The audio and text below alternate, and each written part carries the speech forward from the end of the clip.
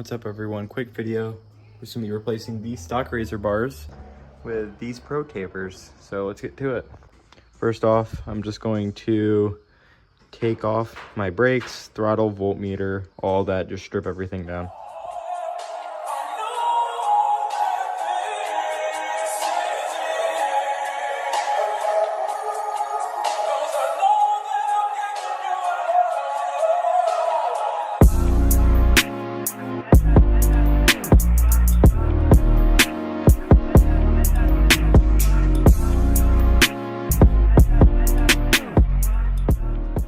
So I've got the two bars basically lined up to each other now. You can see the Protapers kind of taper out at the bottoms, and then they are probably about 3 inches longer on each end, which is gonna be nice. I feel like the razor bars were a little skinny. They seem to be about the same height. If I have them right up on top of each other, they're about the same. So let's get these things thrown on.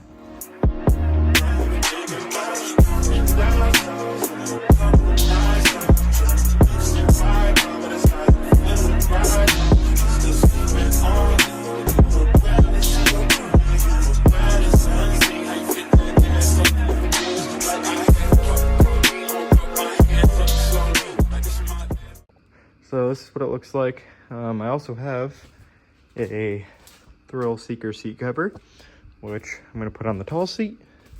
It should really bring it together, and then when I get my controller, I'll actually be able to ride it, which will be amazing for about the month. Dude, you really thought your bike would last a month? Oh my god, this loser. Before it starts getting too cold to ride. All right, so fast forward, it's been like 2 months, and we are now in the same video, and we've ran into a big problem. I was riding my bike, which had a brand new controller in it. It's been riding great. I was just enjoying it. Wasn't really focused on YouTube and stuff. Was riding it. That is the sound of the shaft in my motor grinding. So I already reached out to Electro & Co. Sent them a video and everything, and they said they're gonna take a look at it, make sure it wasn't like my fault. And if it's not, then they're gonna send one back brand new.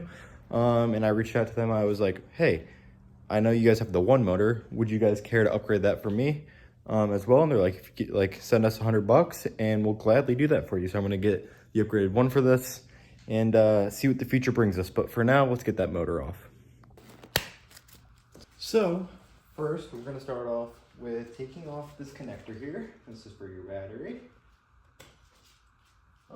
And after that, I don't know if you guys are gonna be able to see, but when I turn my bike on, my voltmeter is gonna go on. You're gonna want to twist your throttle because your controller actually stores power into it, and that can be dangerous if you run into any problems like I probably did when my controller blew up.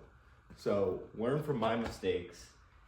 So after that, we're gonna take my Velcro straps off. You pull up on each side, and then they will pull right out.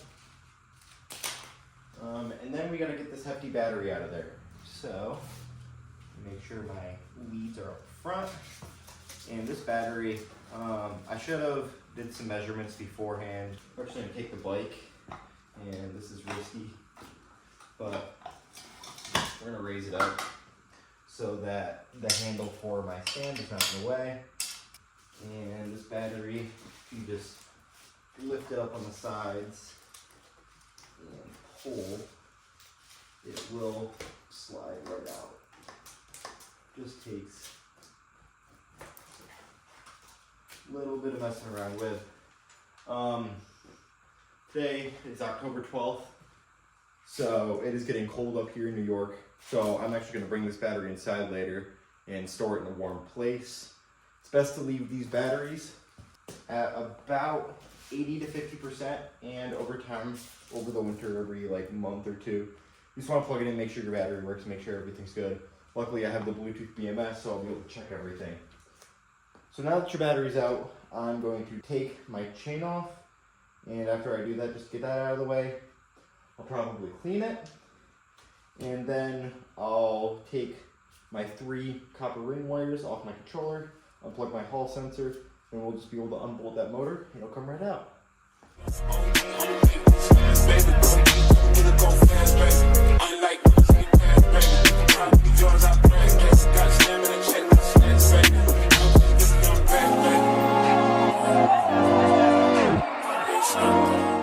Okay, so as of now, I have all of my wires out of my controller, and you can see there are no bolts in it. Got them all down here. You just want to make sure you know where those are. It's always a good safety precaution just to throw those in over time so that you don't end up misplacing a bolt or something. So now, really all there is to do is unroute this cable. I actually have it running under the bike, so I'll take it off the stand, pull it out. And this motor's actually been stripped twice. So there is a new bolt. It's kind of been cross-threaded, super Loctited in there, just to kind of hold the motor in place. Once I get that new motor from Electro&Co, that'll be solved. And then those are just 2 Allen keys, take that out. So let's get to it. Got this super handy tool here. It's a little kit that you can get off on Amazon.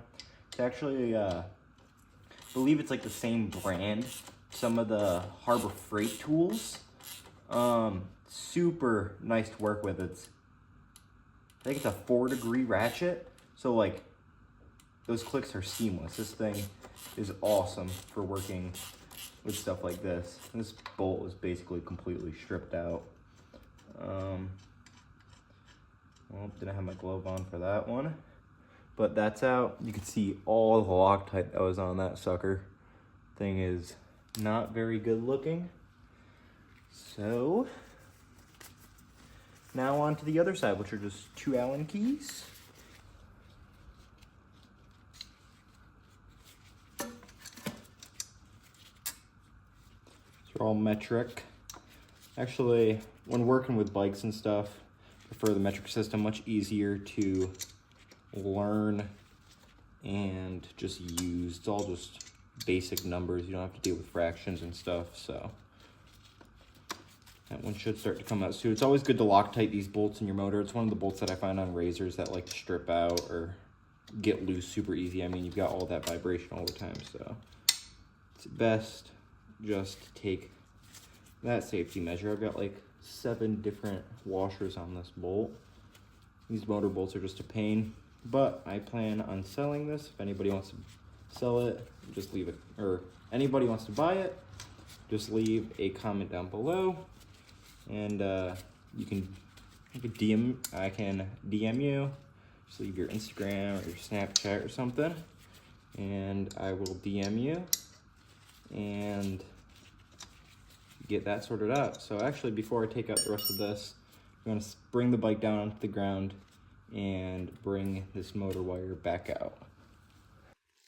Just have it leaned up against the stand. I recommend not completely chopping off your entire kickstand. For a razor on stock suspension and wheels, if you end up raising your bike up, it is good to chop the kickstand off and buy a adjustable one that will go right onto your frame. So I believe that was only held on by,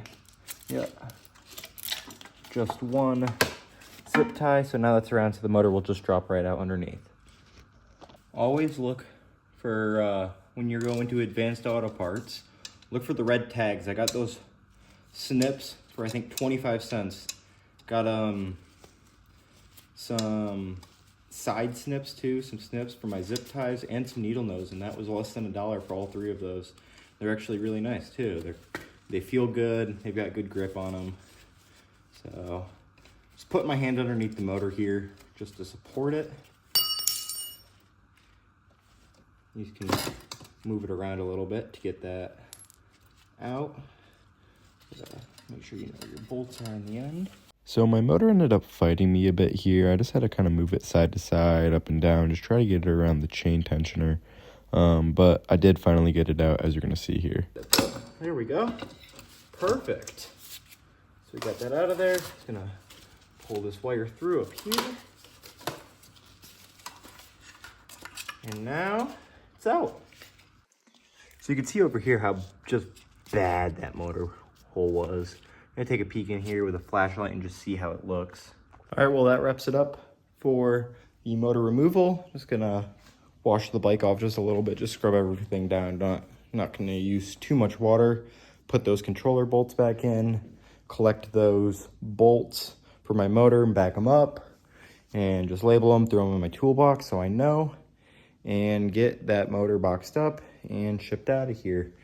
I'll make a video putting it back in, getting a test ride. I actually want to, I don't know if I'll be able to because it'll probably be freezing cold by that time, but so I'll let you guys know when that motor comes back in, possibly do a video of me putting it back in, but it's just gonna be the same process in reverse, so it's not a very difficult process. It's actually, let's talk about something real quick. My Thrill Seeker seat cover that is on there. I don't know if you guys saw, I had the carbon rear. This is actually just a Sur-On rear fender that I've got zip tied on there. It fits perfect, but got this Thrill Seeker seat cover on there. Couldn't recommend it more. It's with the tall seat on it, and it is so grippy, and it is so much more comfortable to ride than that horrible stock Razor seat.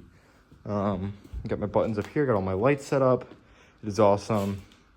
And to finish off this video, we're just going to throw in some videos of me riding when I had the time to ride between all of these problems.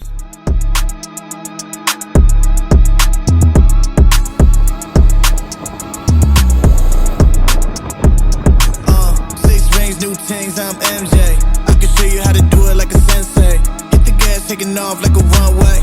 On the road from Monday to Sunday. I was thinking about chilling maybe one day. Skating on them like a hawk, I'm a vulture.